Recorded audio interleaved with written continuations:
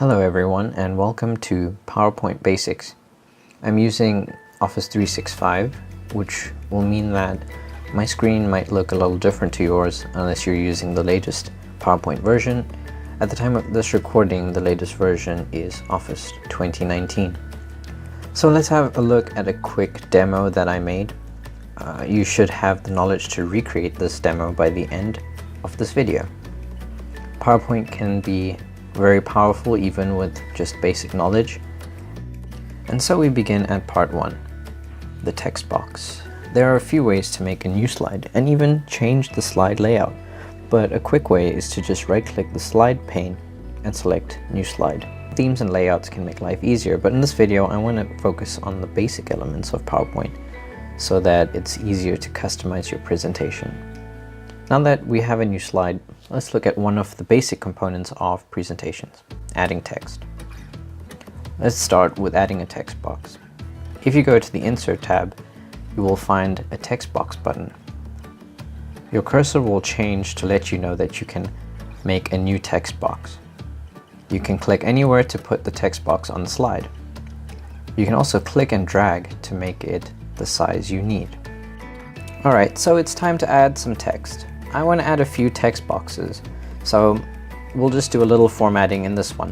One line will be blue, one will be bold, and the last one will be a little strange. Changing the color is as easy as clicking the capital A with the color under it. There are options to help you get more specific colors as well. Next, we'll do the bold sentence.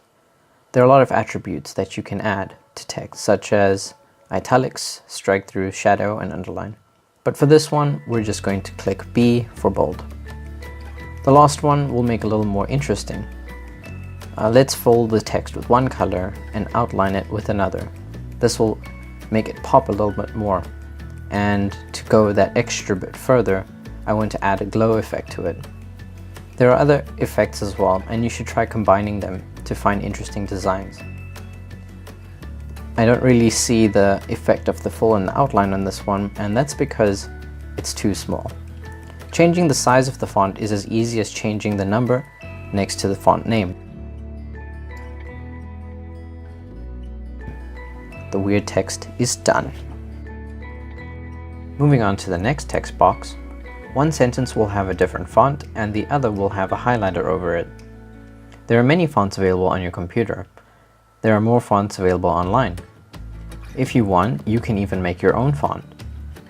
The highlighter is a good way to emphasize text on a presentation without needing to fill the text box with color.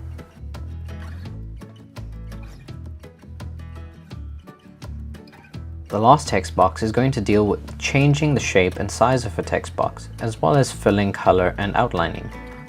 When you select the text box, you can change its shape using the drop-down called Edit Shape. So I changed the shape, but nothing has happened. The problem is that there is no color filling the text box. Once the color is filled, the shape is now visible.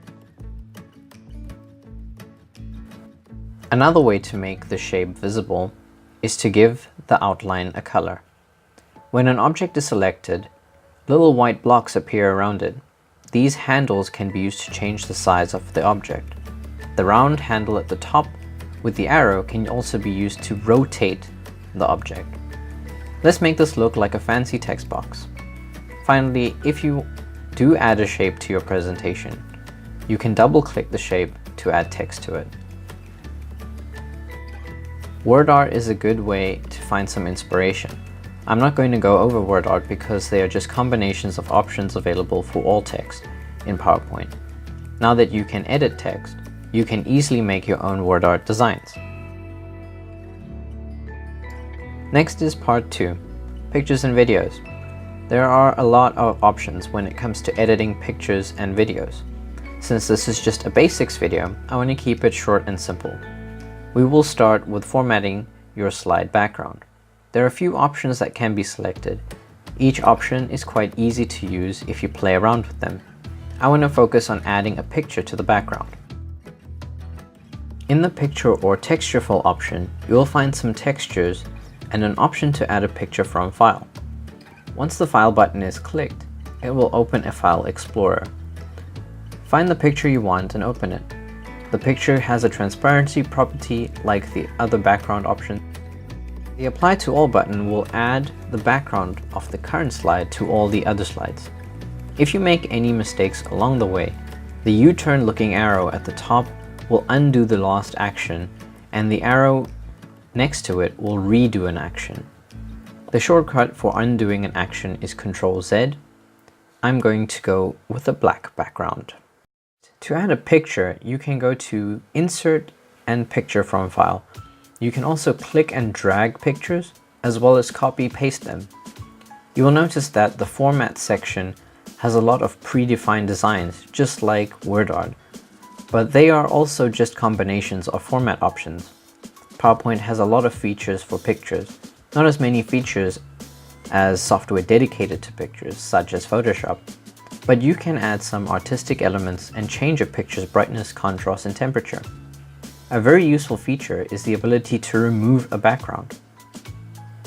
If you want only a small part of your picture visible and get rid of the rest, you can select the area for PowerPoint to keep or remove with the different tools.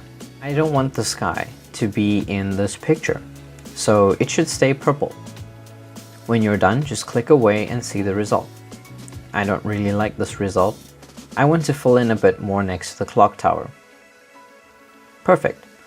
Looks like trash, but you get the idea. Let's move on.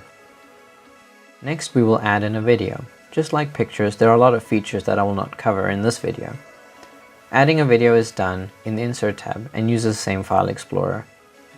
You will notice a new tab called Playback. This is a special tab for sounds and videos. Trim Video allows you to change the length of a video if you need to. The video I have added is already cropped, but the trimming feature is not difficult to use. I want to focus on the video options section. Two useful functions are Play Full Screen and Hide While Not Playing. We can also choose how and when to start videos. So what happens if you hide a video but you need to click it to start it? First, let's check if this video is working. If you don't select the full screen option, this is the size that the video will be playing during the presentation.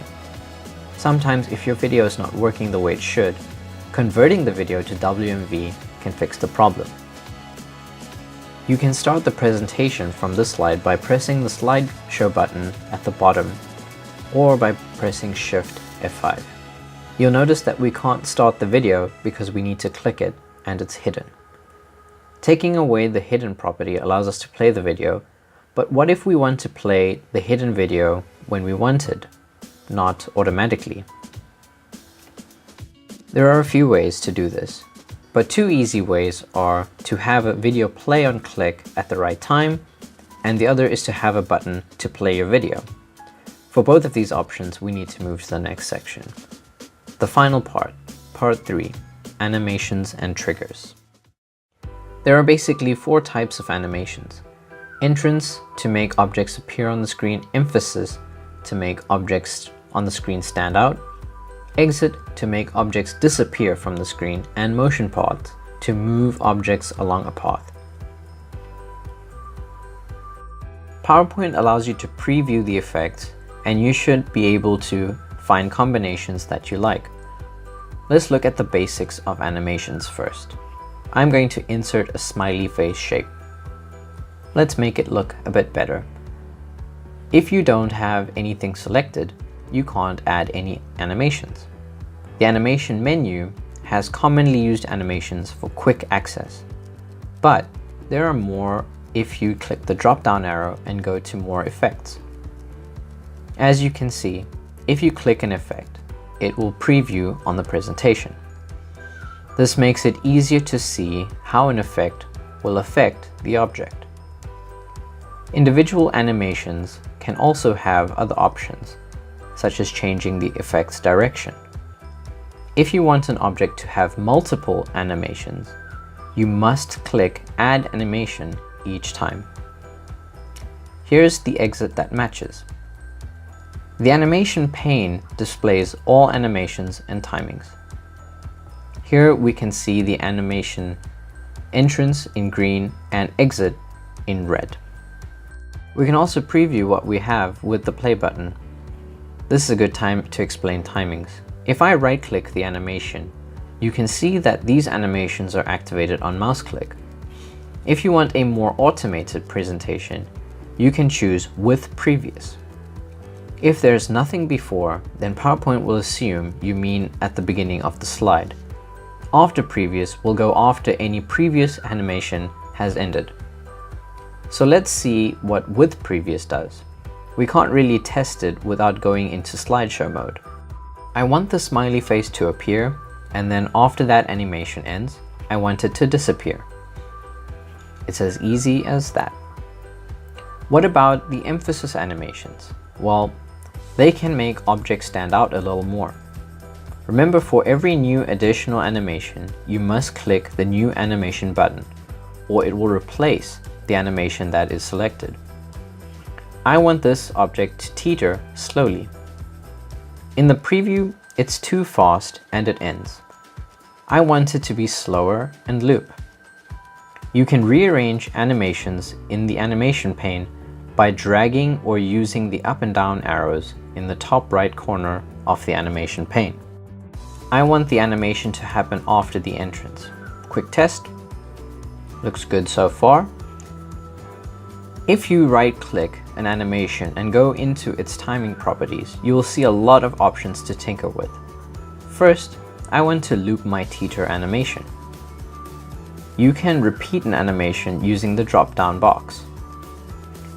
The duration drop-down controls the speed of the animation. I want to try a faster teeter, and I want it to repeat 3 times.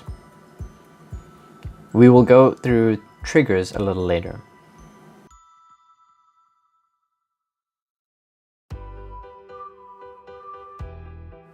Next, we will look at a different section of the Effects and Timings menu. I want to make the text appear 1 letter at a time.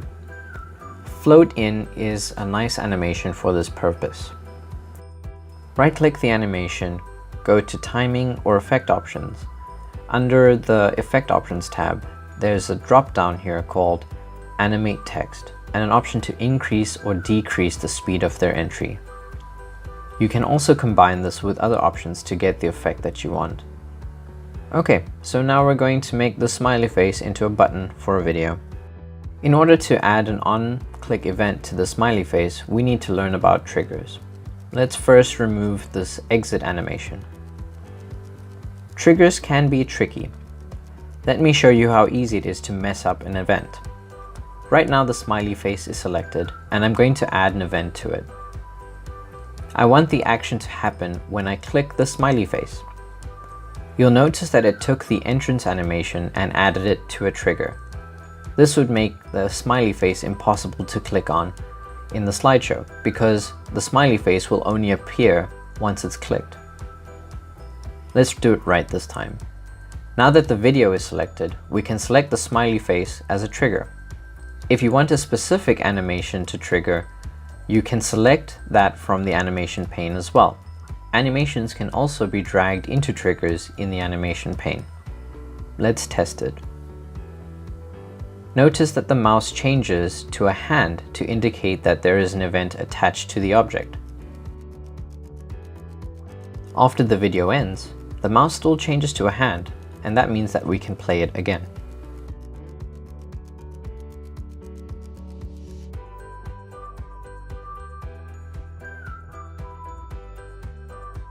If we look at the demo again, notice that there aren't many animations. Even though it seemed complicated at first, you should be able to replicate this slide using the techniques from this video. This is a good opportunity to summarize animations and triggers. When this slide starts, we have a text box saying, "Click this to start," and it has an emphasis or yellow animation that loops. There is a trigger on the click, and it makes the speech bubble and "click this to start" text box disappear.